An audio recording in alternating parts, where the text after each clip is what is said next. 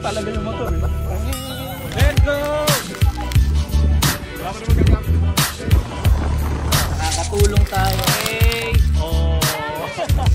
We are here again with a Suzuki event sa Bagak, Bataan. Ginamit namin mga Suzuki bikes, iba-iba. May scooter, may big bike, merong mga off-road bike, then merong mga Raider. Every now and then, nag-host si Suzuki ng mga ride for vloggers, for media, and yung mga staff ng Suzuki kasama namin, yung mga marketing team. It's very fun. Hey! Woo! Kay Darwin, we love you! Boss! Init! Let's go! Let's go! Okay, si Sir Darwin. So, walang gusto mag-manual ngayon, so itong gamit natin ngayon. V-Strom, I love this bike. Then pumunta kami sa public market sa Bataan. Punta na tayo sa palengke, let's go! Sa Pacquiao nila. Nakakatulong tayo at the same time. Ano nga bilhin natin? Pagmotor, shampoo tsaka sabon. Binigyan kami ng 10,000 pesos. Pinag-shopping kami ng mga relief goods. So binigyan kami ng list. May challenge yun na kailangan patipiran kasi marami din eh. Then 50 packs yung minimum, 50 na bags. Tapos bumili kami ng mga shampoo, sabon, bread, dilata. Yan pinuno na yung mga bag.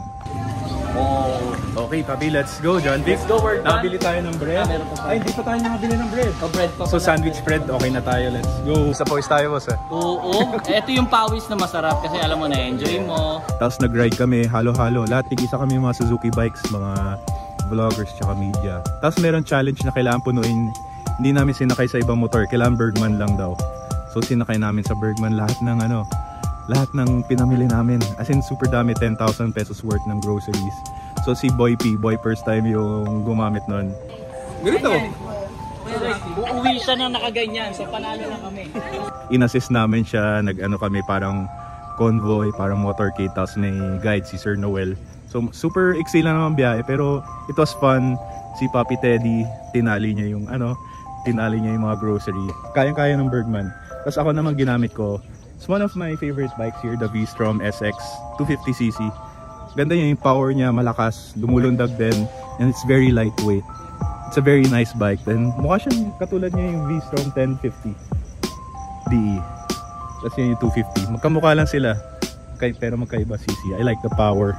Eh, Papi, she's like this. Bilangin natin kung ilang dilata yung kasya. Sige yan, bilangin ko ilan na. Okay. Oh. Tapos pagbalik na ng hotel, nag-pack kami, may mga challenge din yun, mababalot na relief goods. Tapos pumunta kami sa school sa Bagak. Kasama na yung mga Bataan riders sa program. Maganda sa kanila kasi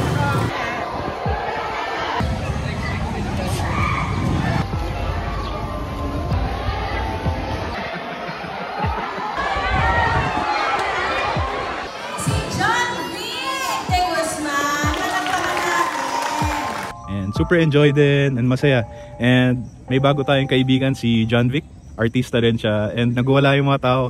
Doon na-realize ko na ano pa rin pala. Na marami pala nanonood pala ng TV eh. Ibang level talaga. Tapos si Reed, pinagkagula naman siya ng mga rider. May kanya-kanya silang mga fans eh. Everyone was fun to be around. Walang killjoy. And may test ride kami this morning. Sir Gilbert Chow. Then after the charity event, we went to ride up to Mount Samat, which was really nice. Umupa kami. Kasama ko si Ian, sila Carlos Alonga, nag-enjoy kami sa ride paakyat. Then pagdating namin sa taas, medyo pasara na yung Mount Samat, pero upon riding up there, ang ganda na, may hairpin sa taas.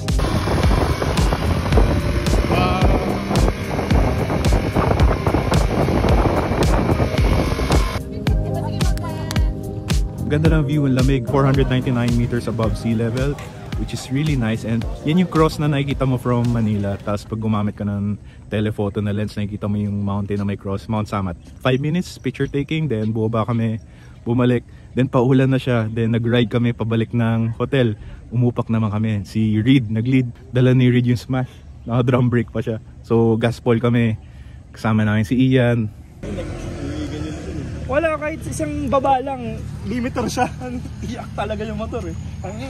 Wala akong kasabay. Balik ko kaagad sa pool. Yan, nag-enjoy kami na ride pabalik. Nag-freshen up kami sa hotel.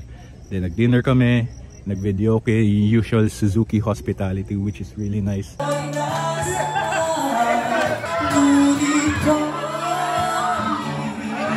Sa tuwing ako'y All in all, I'm enjoying what Suzuki is doing for us, for the community, and sa mga rider, nag-host sila ng mga ride, which is really fun.